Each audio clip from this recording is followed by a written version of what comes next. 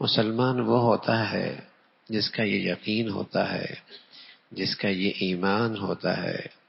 کہ قرآن کی زندگی اس کی نجات کا واحد ذریعہ ہے۔ قرآن اللہ کا کلام ہے، اللہ کی طرف سے بنایا ہوا دستور ہے، زندگی کے ضابطے اللہ نے خود بھیجے ہیں۔ دنیا میں جتنے زندگی کے ضابطے رواج پا چکے ہیں یہ انسانوں کے بنائے ہوئے ہیں، یہ سب انسانوں کے تجربات ہیں، یہ انسانوں کی ناقص عقل کی اختراع ہے۔ اللہ کا کلام اللہ کے اندر سے نکلا ہے، اور اس کے اندر جو زندگی کے ضابطے بتائے ہیں وہ اٹل ہیں، وہ انسانیت کی دنیا آخرت کی نجات کا واحد ذریعہ ہے۔ ابھی میں فجر کی آیت پڑھ رہا تھا، اس میں ایک آیت آئی وَالسَّارِقُ وَالسَّارِقَةُ فَاقْطَعُوا أَيْدِيَهُمَا جَزَاءً بِمَا كَسَبَا نَكَالًا مِّنَ اللَّهِ، چوری کرنے والی چوری کرنے والا ان کا ہاتھ کاٹ دو۔ بدقسمتی ہے مسلمان کے، اب مسلمانوں کا سارا اسلام زبان تک ہے، بس ان کا سارا اسلام کا مدار ان کی زبان تک ہے۔ ملک ہے تو اسلامی زبان تک، کلمہ ہے تو اس کا زبان تک، اس کا عمل، اس کا کردار، اس کی صورت، اس کی سیرت، یا اس ملک کا نظام زندگی اسلامی ہے، قرآن کے مطابق ہے، عدالتی نظام ہے، اجتماعی نظام ہے۔ عرصہ ہوا اسلامی دنیا قرآن کے ان ضابطوں سے محروم ہے، قرآن کے ان ضابطوں سے محروم ہے۔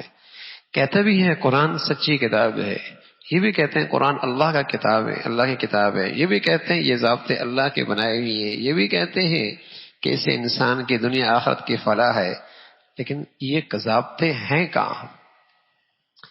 یہ ضابطے مسلمانوں کے سرزمین پر ہیں کہاں؟ وَالسَّارِقَةُ وَالسَّارِقَةُ فَاقْطَعُوا أَيْدِيَهُمْ۔ حالانکہ یہ حدود ایسی چیز ہے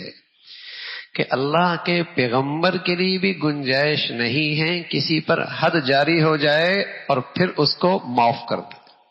نبی بھی نہیں کر سکتا۔ حدود اللہ، شراب کی حد ہے، زانی کی حد ہے، اور قتل کرنے والے پہ حد ہے، چور کی حد ہے، یہ وہ حدود ہیں نبی اور پیغمبر کے لیے بھی گنجائش نہیں ہے کہ سزا جاری کے ضابطے پورے ہو جائیں اور پھر اسے معاف کر دیں۔ جو ضابطہ زندگی اللہ نے بھیجا ہے اس میں کمی کمزوری کی کوئی گنجائش نہیں، اس میں کمی کمزوری کی کوئی گنجائش نہیں ہے۔ دنیا کے بنائے ہر ضابطے میں کمزوری اور نقص موجود ہے، اللہ کی طرف سے بھیجی ہوئی ضابطے میں کوئی نقص اور کمزوری موجود نہیں۔ یہ ایمان نہیں ہے کوئی یہ خیال کرے کہ اس دور میں یہ قانون رواج نہیں پا سکتے، اس دور میں ان ضابطوں پر عمل کرنا ممکن نہیں ہے۔ اس کا مطلب یہ ہے کہ اسلام صرف وقتی زمانے کے لیے آیا تھا، قیامت تک کے مسلمانوں کے لیے یہ ضابطہ زندگی نہیں ہے کیا؟ اگر یہ خیال کیا جائے کہ بس یہ اس زمانے کے لیے تھا تو یہ تو ایمان ہے ہی نہیں قرآن پر۔ مسلمانوں کو تو ایمان یہ ہے کہ قرآن قیامت تک کے لیے ضابطہ ہے، محمد رسول اللہ کی زندگی قیامت تک کے لیے نجات کا ذریعہ ہے۔ اگر یہ تصور کر لیا جائے کہ یہ تو ایک خاص معاشرے کے لیے، خاص سوسائٹی کے لیے، خاص زمانے کے لیے، ایک وقتی ضرورت کے لیے تھا، اس کا مطلب یہ کہ اس شخص کو ایمان ہی نہیں ہے، یہ شخص ایمان والا ہی نہیں ہے کہ اگر یہ سمجھ رہا کہ اس وقت اس دور میں قرآن کے ضابطے پہ عمل کرنا انسان کو ترقی سے روکنا ہے، انسان کو خوشحالی سے روکنا ہے، انسان کو کامیابی اور نجات سے روکنا ہے، دنیا کے دوڑ سے ہم پیچھے رہ جائیں گے اگر اس ضابطوں پہ عمل کریں گے، تو یہی تو نفاق ہے اور یہی تو لادینی ہے، اسی کا نام تو بے دینی ہے، اسی کا نام تو الحاد ہے، یہی تو ذہنی اور فکری غلامی ہے کہ محمد رسول اللہ کا سچا غلام نہیں ہے، آپ علیہ الصلوۃ والسلام کے لائے ضابطے زندگی پہ ایمان نہیں،